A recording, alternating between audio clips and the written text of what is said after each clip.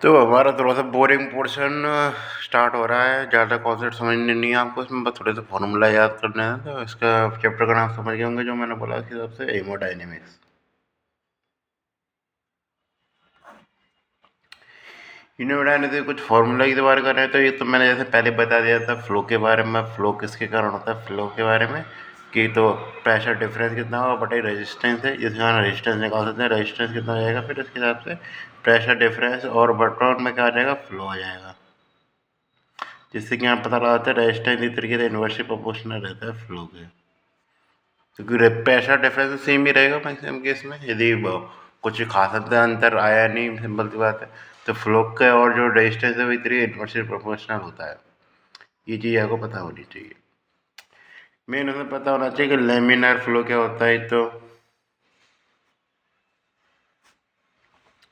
Laminar flow होता है जिसमें जितने भी लेयर होती हैं पानी की या ब्लड की, तरीके से वो सेम फ्लो कर रही होती है। ऐसा नहीं होता कि इंटरप्रिटेशन हो रहा है कि बाहर की लेयर अंदर आ रही है, अंदर की लेयर बाहर जा रही है। वो सेम जो जितनी भी लेयर है इस तरीके से सेम जगह फ्लो कर रही होती है। ये होता है लेमिनार फ्लो एक तरीके से। और जबकि जो बात क्या कहते हैं टर्बुलेंट फ्लो, उसमें ये चीज़ नहीं होती। उसमें क्या होता है एक तरीके से आपस में एक तरीके से टकराने लग जाके एक दूसरे से लौट के आने लग जाती है, एक तरीके से टर्बुलेंस क्रिएट हो जाती है। तो ये बताना चाहिए टर्बुलेंट फ्लो क्या होता है। कोई पूछता नहीं है, इसलिए मैं ज़्यादा इसके बारे में लिख नहीं रहा हूँ। मैं इसके बारे में टर्बुलेंट फ्लो होगा कि नहीं होगा ये हम निकाल देते हैं कि रेनॉल्ड्स नंबर से। ये सारी चीज़ें आप पढ़ चुके हैं शायद, आता है कि मेरे साथ 11th में। तो सिंपल सी बात है, टर्बुलेंट फ्लो का निकालते हैं रेनॉल्ड्स नंबर से। ये चीज़ होती है, ये चाहे रेनॉल्ड्स नंबर वाला जिसका हम टर्बुलेंट फ्लो निकालते हैं। ज़्यादातर इसकी रेंज दी जाती है जैसे कि 2000 से कम है तो शायद एक तरीके से लेमिनार होगा, 2000 से 3000 है तो इनके मैच हैं इंटरमीडिएट होगा, 3000 से ज़्यादा है तो टर्बुलेंट फ्लो हो जाएगा। इस तरीके से 3000 से ज़्यादा में टर्बुलेंट फ्लो हो जाता है। ये चीज़ें तो इस तरीके से सिंपल सी बात है, ये चीज़ ध्यान रखना। ये रेनॉल्ड्स नंबर सिंपल सी बात है, थोड़ा सा कचू आप पूछ सके तो रेनॉल्ड्स नंबर ध्यान रखना थोड़ा सा विस्कोसिटी के डिस्प्रपोर्शनल होता है। क्योंकि जिसके कारण क्या है कि आरबीसी काउंट बढ़ती है तो रेनॉल्ड्स नंबर होता है हमारा गिर जाता है, क्योंकि वो विस्कोसिटी को बढ़ा देता है। इस तरीके से ये चीज़ लगा सकते हैं, यानी कि जितना ज़्यादा गाढ़ा होगा, यानी कि इस तरीके से पानी जितना गाढ़ा होगा उतना ज़्यादा लेमिनर फ्लो का बहेगा। इस तरीके से अंदाजा लगा सकते हैं। ये चीज़ें आप समझ चुके हैं।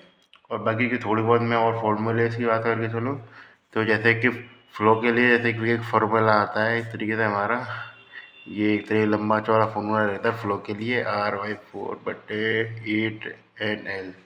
इस फॉर्मूले में आपको कुछ भी याद नहीं रखना है, बस ये ध्यान रखना है इस तरीके से फ्लो इस तरीके से क्या हो रहा था। इस तरीके से हमारा किसके पब इन्वर्सली प्रोपोर्शनल था रेजिस्टेंस के, और फ्लो किसके लिए बड़े से ये लगाना है मुझे, फ्लो है इस तरीके से वो प्रोपोर्शनल होता है रेडियस के 4 गुने के, 4 स्क्वायर के। उससे क्या लगा सकते हैं, जो रेजिस्टेंस होगा वो इस तरीके से जो रेडियस के 4 गुने के होगा। जो कि हम बस ज़्यादा हमें पता ही है कि सिंपल से जितनी ज़्यादा डिस्टेंडेड वेसल होगी वो उतना ज़्यादा रेजिस्टेंस कम होगा, जितनी ज़्यादा पिचकी हुई होगी उसमें उतना ज़्यादा रेजिस्टेंस होगा। इसमें कुछ खास बताने की बात है नहीं, बस थोड़ा ध्यान रखना है। रिलेशन R⁴ में होता है इस तरीके से। ये पूछ सकता है कि 2 मीटर बढ़ जाए इस तरीके से तो कितना बढ़ेगा, 2 गुना हो जाए तो कितना रेजिस्टेंस बढ़ जाएगा, इस तरीके से ऐसे पूछ सकता है आपसे। ये चीज़ें ध्यान रखें, सिंपल सी बात है। फ्लो को करने में काफ़ी बार हो सकता है कि वो फ्लो की जगह कंडक्शन लिख दे। तो जो फ्लो के बारे में बातचीत हो रही थी उसमें तो प्रेशर भी आ रहा था। प्रेशर इसमें क्या है कि प्रेशर सेम रहता है इस तरीके से। कंडक्शन का मतलब क्या होता है, फ्लो निकाल रहे हैं लेकिन क्या है कि धीरे धीरे जो हमारा प्रेशर डिफरेंस है वो सेम रहेगा, यानी कि इस तरीके से फ्लो बराबर कंडक्शन हो जाएगा। तो इसलिए फ्लो का समानुपाती कह सकते हैं, फ्लो इस तरीके से कह सकते हैं। फ्लो किसके होगा इस तरीके से, रेजिस्टेंस है उसके तो डिस्प्रोपोर्शनल होगा और प्रोपोर्शनल होगा R⁴ के। सी एस सी होता फॉर्मूले से उनको बताने की ज़्यादा सोचने वाली बात है नहीं इसमें ज़्यादा। नॉर्मल प्रेशर डिफरेंस आपको पता हो सके तो आप पता लगा लीजिए इनके। जैसे पल्मोनरी में मैंने बताया था शायद, उसमें मेंशन कर रखा दोबारा कि 16 और 4 का रहता है। इसमें लेफ्ट एट्रियम में बताया था मैंने 2 रहता है, राइट एट्रियम में 0 रहता है। जैसे नॉर्मल प्रेशर डिफरेंस देखें तो प्रेशर इन चैम्बर आप देख सकते हैं थोड़ा सा। जैसे राइट जैसे राइट एटीएम में देखें तो सिंपल है तो 5 के आसपास राइट एटीएम में देखें तो हमारा 0 के आसपास रहता है, और जो कि लेफ्ट एटीएम में देखें तो वो इतने 2 या 4 के आसपास रहता है। तो ये चीज़ आप थोड़ा सा पता होना चाहिए। और लेफ्ट वेंट्रिकल में कितना रहेगा तरीके से, जो हमारा उसमें रहता है इस तरीके से, क्या कहते हैं, जो सिस्टोल में जैसे 40 के आसपास करते हैं वही सिस्टोल में रहता है। और सिंपल सी बात है, लेफ्ट कहते हैं राइट वेंट्रिकल में कितना रहेगा, तो राइट वेंट्रिकल में शुरुआत का जो प्रेशर कितना था 24/25 के आसपास उतना रहेगा इस तरीके से। तो इस तरीके से आंकड़े चलो मैं मेंशन वैसे पहले कर चुका हूँ, इनको मैं दोबारा मेंशन कर देता हूँ कि तरीके से लेफ्ट एट्रिया का जब भी प्रेशर पूछे आपसे कितना बताना है, आपको 2 बताना है। सीधी बात करें, लेफ्ट के राइट एट्रिया का पूछे तो वो बताना 0। लेफ्ट वेंट्रिकल का सबसे आसान है 140 होता है क्योंकि वो सिस्टोलिक ब्लड प्रेशर हुआ है। और उसके अलावा जब हमने पल्मोनरी सर्कुलेशन पढ़ा था उसमें 25 से स्टार्ट कर रहा था अपना मामला, 25 के बाद वो घट के 12-13 रह गया था कुछ ऐसे। तो इसलिए सिंपल सी बात है, तो हमारा लेफ्ट राइट वेंट्रिकल था उसमें कितना आएगा इस तरीके से 25 या 26 के आसपास आएगा। तो ये चीज़ लगा लीजिए, इस से आप लगा सकते हैं। हाँ, तो इसलिए ये चीज़ होती है, ये सिस्टोल और डायस्टोल के बाद की बात होती है। ये राइट एट्रियम में सिंपल कहते हैं डायस्टोल की बात हो रही है और उसमें सिस्टोल की बात हो रही है। लेन हम कंसीडर करते हैं साइकिल में तो हम वेंट्रिकल की सिस्टोल को कंसीडर करते हैं, जिस समय राइट एट्रियम में हमारा डायलेशन हो रहा है, यानी कि इस तरीके से जो प्रेशर है ये वाले वो डायस्टोल के, ये चीज़ ध्यान रखना। ये जो प्रेशर में लिखे हैं तरीके से वो डायस्टोल वाले हैं, और ये जो प्रेशर में लिखे हैं वो इस तरीके सिस्टोल वाले हैं। ये चीज़ ध्यान रखना। उसके अलावा और कुछ हम बात करके चलें, और कुछ ऐसा कुछ खास है नहीं है इसमें। थोड़ा सा मैं बात करके चलूँ तो वो हीमोक्रेट वैल्यू आ जाती है। सिंपल सी बात है, हीमोक्रेट वैल्यू क्या प्रेजेंट करती है, काफ़ी ज़्यादा जगह सिंपल सी आरबीसी काउंट ज़्यादा नहीं बताता, क्योंकि अगर प्लेटलेट्स भी काउंट ज़्यादा होती है सिंपल सी बात है, तो फिर वो प्लेटलेट्स को आरबीसी काउंट के रूप में तो लिखेगा नहीं, सेल काउंट तो लिखेगा नहीं। तो इसलिए क्या रहता है इस तरीके से, ये हीमोक्रेट वैल्यू बताता है हमें, क्या बताता है,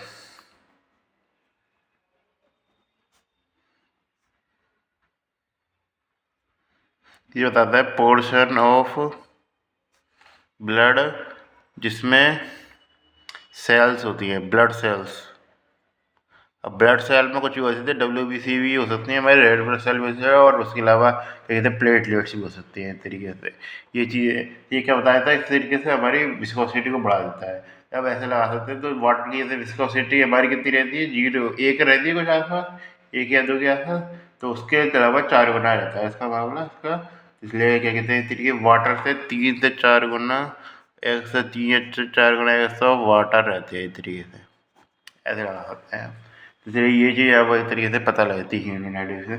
मेन फार्मूला में मैं बार बार कह रहा हूँ, तो रेजिस्टेंस का फार्मूला याद रखें, फ्लो का फार्मूला याद रखें, ये मेन आपसे पूछता है। इससे रेनॉल्ड्स नंबर में मेन रूप से ध्यान रखें, मेन रूप से विस्कोसिटी के बारे में पूछ सकता है, या फिर ये पूछ सकता है कि सिर्फ टर्बुलेंट फ्लो किस पर आ जाएगा। प्रेशर का मतलब ऐसे अब तो मैंने मेंशन कर दिया उसके बारे में कि आपको याद रखें ये जगह, आगे ऐसे आपको याद रहनी चाहिए ये प्रेशर, मैंने हर जगह मेंशन करे हैं ये प्रेशर आपको जब मैं पूरा एक्सप्लेन करा था। तो ये चीज़ है कि हीमोडायनामिक्स में काफ़ी बोरिंग बोरिंग चैप्टर रहते हैं काफ़ी, और क्योंकि इनमें क्या है कि काफ़ी सारे PG लेवल का पूछता नहीं है, काफ़ी एकदम ईजी रहता है इनको बताना आंसर करना। इसलिए ये चीज़ें तो काफ़ी है, लेकिन ये क्या तरीके से आपके MCQ में पूछे जा सकते हैं, जो आपका रहता है क्या कहते हैं, क्योंकि जो फाइनल ईयर के पेपर होते हैं उनमें MCQ में पूछे जा सकते हैं, क्योंकि ये थोड़ा सा तरीके से काफ़ी बार मतलब याद नहीं रहने वाला टॉपिक रहता है, कोई काफ़ी बार चैप्टर को छोड़ा जाता है ज़्यादातर ऐसे देखिए, तो इसमें इसके अलावा कुछ है ही नहीं है। तो हर कोई तो मेहनत करेगा नहीं सिंपल बात है पढ़ने में इनको। इसलिए तो अब हम अगला चैप्टर स्टार्ट कर लेते हैं, जैसे मैं फटाफट ज़्यादा से ज़्यादा चैप्टर में सोचना कि निपटा दूँ इसमें, कोई भी ऐसा कुछ खास इंपॉर्टेंट वाला चैप्टर है नहीं है आपको। दूसरा आता है हमारा एक तरीके माइक्रो सर्कुलेशन।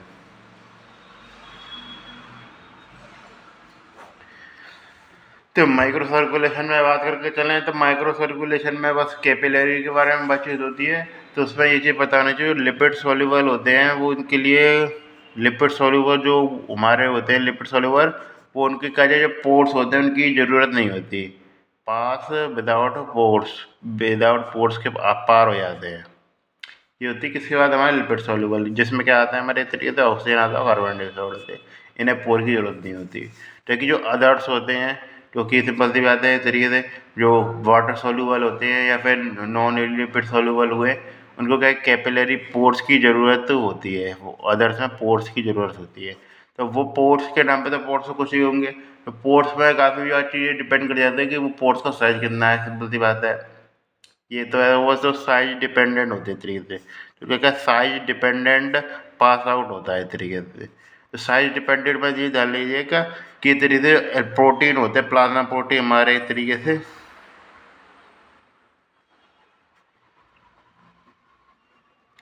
उनके पार होने की संभावना सबसे कम रहती है। इस तरीके से ट्रांसपोर्ट कम सबसे कम रहेगा, क्योंकि उसके पार होने की संभावना सबसे कम रहेगी, उसका साइज सबसे बड़ा है, क्योंकि उसका क्या कहते हैं साइज सबसे बड़ा है इस तरीके से। और सबसे आसान किसके लिए रहेगा इस तरीके से, मोस्ट ईजी किसके लिए रहेगा, मोस्ट ईजी में बात करके चलूँ एक तरीके से पार होने में, तो वाटर मॉलिक्यूल आसानी से पार हो जाएगा, सबसे एकदम आइडियल मान लीजिए। उसके अलावा आप सोडियम मॉलिक्यूल मान सकते हैं, उसके अलावा यूरिया और ग्लूकोज मान सकते हैं।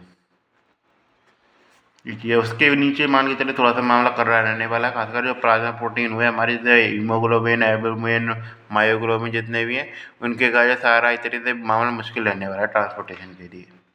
ये चीज़ है, हीमोग्लोबिन ट्रांसपोर्टेशन नहीं होता, ऑक्सीजन ट्रांसपोर्टेशन करता है। ये देखो हीमोग्लोबिन ट्रांसपोर्ट नहीं होगा तो ऑक्सीजन नहीं मिलेगी, तो ऐसा कुछ भी नहीं है। इसलिए ये चीज़ होती है, ये जो साइज होता है साइज डिपेंडेंट होता है, तरीके साइज डिपेंडेंट ये चीज़ें। ऑक्सीजन और CO2 हमेशा पार कर जाते हैं, उनको कोई दिक्कत नहीं आती, और मेन इसका उद्देश्य भी यही है कैपिलरीज का हमारा। सिंपल सी बात है। तो अब सिंपल सी बात है, और थोड़ा बहुत चीज़ों की बात करें चलें, इंटेस्टिनल फ्लूइड के बारे में मेंशन कर रखा है, वैसे ज़्यादा जरूरी है नहीं है। तो इंटेस्टिनल फ्लूइड के बारे में मैं बता दूँ इस तरीके से, इंटेस्टिनल फ्लूइड में होता है इस तरीके से हमारे,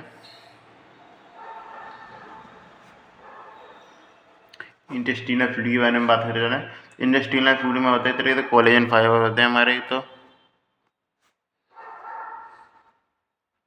दूसरा होता है हमारा, क्या होता है इस तरीके से, वो रहता है हमारा प्रोटियोग्लाइकेन।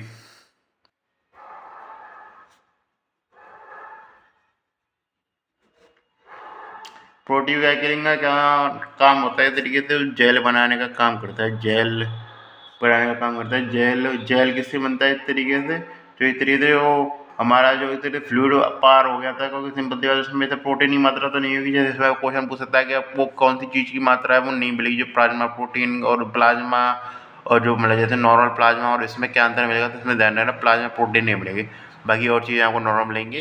तो मेन काम मिलेगा इस तरीके जेल की बात करें, जेल में क्या होता है इस तरीके से, जो इस तरीके से उसमें क्या रहता है इस तरीके से जेल में, जैसे में क्या कहता है, जेल में एक तरीके से प्लाज्मा प्रोटीन की कंसनट्रेशन कम होगी, ज़्यादा होगी, प्लाज्मा प्रोटीन की कंसनट्रेशन कम होगी एक तरीके से। और उसमें क्या रहेगा कि फ्लूइड किसके साथ मिल जाएगा इस तरीके से हमारा, किसके साथ, प्रोटीओग्लाइकेन है, जिससे का ग्लाइट गाढ़ा फ्लूइड हो जाता है प्रोटीओग्लाइकेन के साथ, जिससे क्या बन जाता है इस तरीके से हमारा जेल का निर्माण होता है। कुछ फ्री फ्लूइड भी रहता है इस तरीके से, ऐसी बात नहीं है, पर वो थोड़ा सा कम रहता है फ्री फ्लूइड। और फ्री फ्लूइड ज़्यादा होना किसको बताता है इस तरीके से, हमारे वो वो क्या कहते हैं, इडीमा को। जैसे ये 1% के आसपास रहता है, ये चीज़ ध्यान रखें। मैं सिंपल सी बात है, उस समय मैंने मेंशन करा था, चलो मैं अब लिख ही देता हूँ उसको। तो जो मैंने एक तरीके हाइड्रोस्टैटिक प्रेशर और उसके बारे में बता के दी थी, तो मैंने बताया था कि जो फ्लूइड को बाहर निकालने के लिए का काम करते हैं इस तरीके से, वो प्रेशर कौन से रहते हैं इस तरीके से, वो रहते हैं हमारे कैपिलरी प्रेशर। तो इस तरीके से कैपिलरी पे डालने से कैपिलरी प्रेशर होगी, वही वैसे ब्लड प्रेशर होगा, उसके बारे में बातचीत होगी। कैपिलरी प्रेशर को इधर रिपल्स करने का काम करेगा कौन सा, हमारा ऑन्कोटिक प्रेशर।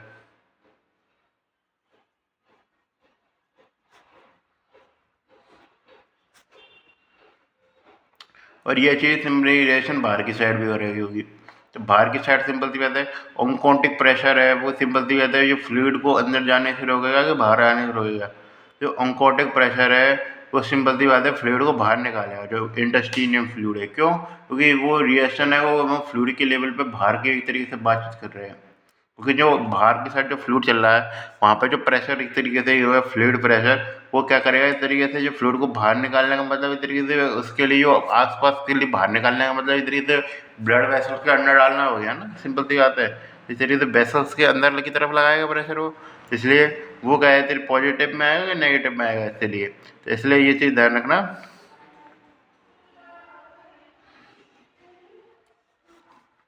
जो इस तरीके से जो ओंकोटिक प्रेशर है उसके संग में ही आ रहा है इस तरीके से।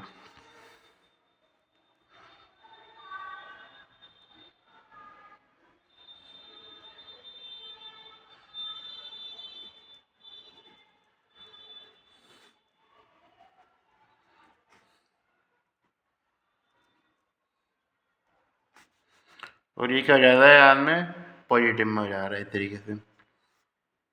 क्या हमारा इस तरीके से इंटेस्टिनल कोलॉइड ऑन्कोटिक प्रेशर। ये मैं अंदर से बाहर के लिए बात कर रहा हूँ।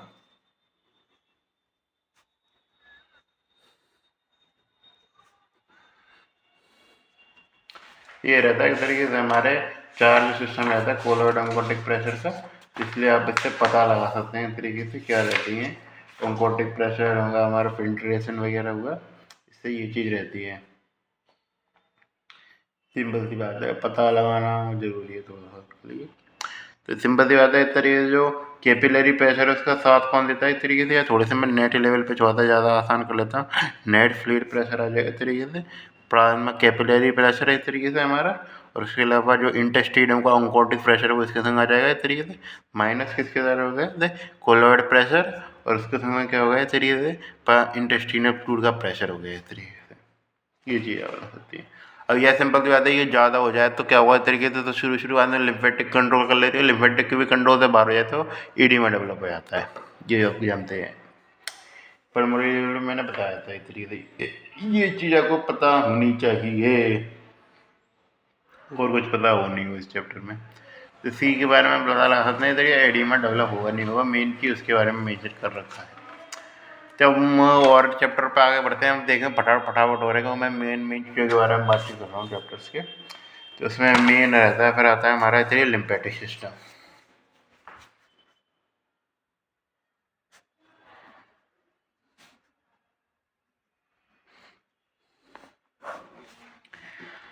लिम्फेटिक सिस्टम में आपको क्या पता नहीं, लिम्फेटिक का जो सर्कुलेशन में कहाँ काम रहता है मेन, बाकी सब लिम्फेटिक्स के बहुत सारे काम रहते हैं, इम्यूनिटी वगैरह में भी काम रहता है। मेन जो इसमें सर्कुलेशन में क्या काम रहता है इस तरीके से, तो ये एक्स्ट्रा फ्लूइड होता है, जो एक्स्ट्रा फ्लूइड होता है उसको सर्कुलेट करने का काम करते हैं। जो एक्स्ट्रा फ्लूइड आता है हमारा, एक्स्ट्रा फ्लूइड इन किसमें, इंटेस्टिशियम में, उसको क्या करती है इस तरीके से डायरेक्ट बाद में ब्लड वेसल्स में डालने का काम करती है इस तरीके से। ब्लड वेसल में डालिए, लिम्फेटिक ब्लड वेसल में खोलने में। तो ये चीज़ का पैटर्न रहता है। तेरी लिम्फेटिक का जो तरीके से वो हमेशा एक नेगेटिव प्रेशर रखती है, जैसे नॉर्मल टेस है हमारा लिम्फेटिक्स है, और वो क्या है तेरे सोक करने का काम करती है जो आसपास इंटरस्टिशियम में होता है इस तरीके से जो फ्लूइड होगी। सिंपल सी बात है, ये नेट लेवल पे देखिए तो प्लस में 1-2 के आसपास रह जाता है, जिसके कारण क्या है तरीके से थोड़ा बहुत फ्लूइड आ जाता है, उस फ्लूइड के आसपास को जो होता है उसको सोक करने का काम करती है हमारी लिम्फेटिक सिस्टम, जो इसके बारे में मैं चर्चा कर दी थी। तो वैसे मैं एक ग्राफ सा बना देता हूँ कि इस तरीके से क्या रहता है सिस्टम। तो इस तरीके से जो ये जो प्रेशर रहता है मैंने बताया माइनस में रहता है ज़्यादातर इनका, -2 जीरो इस तरीके से, फिर 2 4। तो क्या शुरुआत में जितना ज़्यादा माइनस में रहेगा उतना ज़्यादा तेज़ी से बढ़ेगा। एक टाइम पे फ्लूइड जब बहुत ज़्यादा हो जाएगा तो इसका भी प्रेशर सिंपल सी बात है, जब फ्लूइड ज़्यादा होता है तरीके से इसका भी खुद का एक प्रेशर क्रिएट हो जाता है। अब ज़्यादा होने के बाद खुद का प्रेशर क्रिएट हो जाएगा, तो खुद का प्रेशर क्रिएट होएगा तो फ्लूइड उतना ज़्यादा आएगा ही नहीं, और आएगा नहीं तो उसके कारण जो प्रेशर है वो और ज़्यादा बढ़ेगा ही नहीं, जिसके कारण क्या फिर प्लाटो फेज आ जाती है। ये चीज़ समझ सकें, ये चीज़ ध्यान रखना, ये जीरो के आसपास पे आती है प्लाटो फेज। फिर जीरो के आसपास आगे जाने पर सिंपल +1-2 में तो वो उसका प्रेशर ही है, उसके ऊपर ज़्यादा इंटरेस्टिशियम का प्रेशर ज़्यादा तो होगा नहीं, क्योंकि सिंपल ब्लड प्रेशर आप ये कह सकते हैं कि इधर से ज़्यादा भी हो जाए, हो सकता है कि मान के चलो जितना ज़्यादा फ्लूइड आएगा उतना ज़्यादा इंटरेस्टिशियम के केस में चलेगा नहीं ये चीज़, इंटरेस्टिशियम 1-2 के आसपास ही घूमेगा सर्किट हमारा। इसलिए उसमें क्या कि इस तरीके जब वो बढ़ता इतना ज़्यादा हो जाता है कि उसमें इतने 1-2 को भी क्रॉस कर जाता है, जिसके कारण क्या होता है इस तरीके से जो हमारा लिम्फेटिक्स होता है वो और फ्लूइड है वो लेना बंद कर देता है। इसलिए सिंपल सी बात है, जो +2, 3, 4 तक का जो मार्जिन है इतनी नेट जो उसके जो कहते हैं उस तक को तो हम सहन कर सकते हैं, जो नेट लेवल पे आया था हमारा नेट फ्लूइड प्रेशर, उसको तक तो हम सहन कर सकते हैं। लेकिन उसके बाद क्या होगा कि जो लिम्फेटिक सिस्टम है वो तरीके से कोलैप्स कर जाएगा, क्योंकि वो फ्लूइड का ट्रांसपोर्टेशन है तरीके से नहीं कर पा रहा है, जिसके कारण क्या होगा इस तरीके से जो हमारा क्या हुआ वो फ्लूइड है वो एक तरीके से उसमें रहने लग जाएगा एक तरीके से, क्योंकि सिंपल सी बात है जो हमारा सिस्टम काम करना बंद कर देगा, फेल हो जाएगा इस तरीके से। तो ये चीज़ आपको पता हो सकती होनी चाहिए, वैसे मेरे हिसाब से तो पता होगी, जो मैंने मेंशन कर दिया था, सिंपल सी बात है ये चीज़ होती है, सिंपल सी बात है ये चीज़। थोड़ा बहुत आपको सिस्टम में और बताऊँ तो इसमें लिम्फेटिक के पंप रहते हैं, थोड़ा सा मैं बात कर चलूँ इसकी।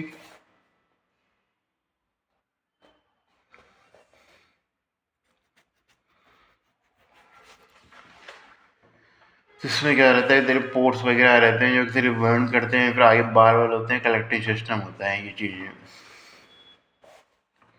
थोड़ा सा पता हो सकता है मेन रूप से। इसके अलावा क्या काम रहेगा इनका, मेन मेन रूप से क्या करेगा इस तरीके से, जो हमारा क्या रहता है इस तरीके से, जो इम्यूनिटी में काम रहता है। बाकी तो इंटस्टिशियल फ्लूइड के बारे में बातचीत कर ली हमने, मतलब इंटस्टिशियल फ्लूइड जितना भी होगा, फ्लूइड की कंसनट्रेशन कितनी होगी, प्रोटीन कंसनट्रेशन कितनी होगी, उसका रहेगा।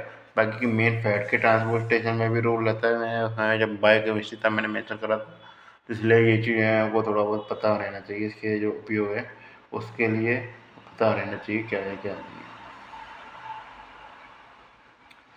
इससे पता होना चाहिए तो कौन कौन से फैक्टर बढ़ा सकते हैं, ये चीज़ मैं ज़्यादातर मेंशन कर रखी है और काफ़ी नॉर्मल चीज़ है, तो थोड़ा सा पता हो सकता है आपको मेरे साथ ज़्यादा। फिर हमारा थोड़ा सा एक अगला चैप्टर आता है, वो आता है हमारा इस तरीके से वेस्कुलर डिस्टेंसिबिलिटी ऑफ वीनस सिस्टम। क्या है इस तरीके से, चैप्टर का नाम ही तो लंबा रहता है, वीनस सिस्टम कर देते हैं इस तरीके से। वीनस सिस्टम की बात करके चलें तो वीनस सिस्टम में कौन कौन से चीज़ें रहती है, तो राइट एट्रियम के प्रेशर पर बहुत ज़्यादा चीज़ें डिपेंड कर जाती हैं इस तरीके से।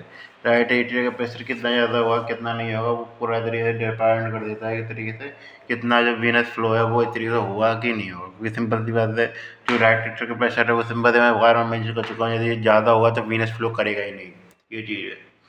वो राइट एट्रियम का प्रेशर नॉर्मल से कम होना ही चाहिए, सिंपल सी बात है। और वो राइट एट्रिया का प्रेशर मैंने बता दिया था कितना रहता है, नॉर्मल 0 रहता है। तो इसके बारे में हम बातचीत करेंगे इस तरीके से। तो उसमें हमें पहले बात आती है राइट एट्रिया का जो प्रेशर है वो कौन कौन से फैक्टर होते हैं वो डिपेंड कर जाते थे। राइट एट्रिया के प्रेशर के बारे में बातचीत करें चले तो कौन से प्रेशर है राइट एट्रिया के प्रेशर को इस तरीके से बढ़ा सकते हैं जैसे कहा वीनस फ्लो कम हो जाए। सबसे पहला में इतनी आती है राइट एट्रिया प्रेशर बढ़ाने के, इस तरीके से हार्ट फेलियर हो जाए। और सिंपल सी बात है, राइट एट्रिया का प्रेशर भी सिंपल सी बात है, माइट्रल वाल्व खुलने का काम इस तरीके से कौन कर रहा है, हमारा वेंस कर वेंट्रिकल कर रहा है। वेंट्रिकल की फंक्शनैलिटी कम हो जाएगी तो माइट्रल वाल्व है वो इस तरीके से उतना स्पेस नहीं बनाएगा खुलते वक्त जितना नॉर्मल बनाया करते हैं, जिस कारण क्या है प्रेशर है वो इस तरीके से बढ़ जाएगा हमारा। वो क्या हुआ तो एक क्या हो सकता है इस तरीके जो नॉर्मल फिजियोलॉजिकल कारण में काउंट कर सकते हैं, तो सबसे ज़्यादा इंपॉर्टेंट वो ये फिजियोलॉजिकल काउंट है कारण है, वो है तरीके मैसिव ट्रांसफ्यूजन ऑफ ब्लड। तो सिंपल सा मैसिव ट्रांसफ्यूजन ऑफ ब्लड हुआ तो सिंपल सी बात है ज़्यादा से ज़्यादा ब्लड किस में आएगा, राइट एट्रिया में आएगा। तो राइट एट्रिया में ब्लड ज़्यादा आ गया तो सिंपल सी बात है ब्लड की काउंटिंग ब्लड की मात्रा ज़्यादा होना इस तरीके से क्या डिसाइड करता है, इस तरीके से जो इस तरीके से राइट एट्रिया का प्रेशर डिसाइड करेगा, वही राइट एट्रिया में भी प्रेशर ज़्यादा हो जाएगा। हालांकि सिंपल सी बात है वेन्स में भी प्रेशर ज़्यादा ही है फिर एक तरीके से देखें, लेकिन क्या कि मैं अभी राइट एट्रिया की सेपरेट बात कर रहा हूँ इस तरीके से। तो उसमें क्या होगा तो तरीके से जो प्रेशर है वो बढ़ जाएगा, जैसे मैसिव ट्रांसफ्यूजन ऑफ फ्लूइड आता है, जैसे मैसिव फ्लूइड ट्रांसफ्यूजन। कोई केस सा बनाएगा, कुछ कॉम्प्लेक्स क्वेश्चन बनाएगा इसमें चैप्टर में से मैं बताया तो ट्रांसफ्यूजन पे भी बनाया था मैंने, वीनस रिटर्न का जब भी मैं पूरा चैप्टर पढ़ाया था मेन इस समय वो मेन चैप्टर उसको तो आप चेकआउट करें, ये आप देखें नहीं देखें, जैसे मैं भी बोर हो गई बना रहा हूँ, मेरा भी मूड नहीं था इसको बनाने का, तो इसलिए ये चीज़ें आपको पता होनी नहीं चाहिए। फिर मैं कुछ और बात करके चलूँगा और किस किस चीज़ों पे डिपेंड करता है हमारा वीनस प्रेशर इस तरीके से। तो वीनस प्रेशर इस तरीके से तो उस पर डिपेंड कर जाएगा तरीके से डायलेट है कि नहीं है इस तरीके से ये चीज़। और उसके अलावा क्या होता है कि इस तरीके से जो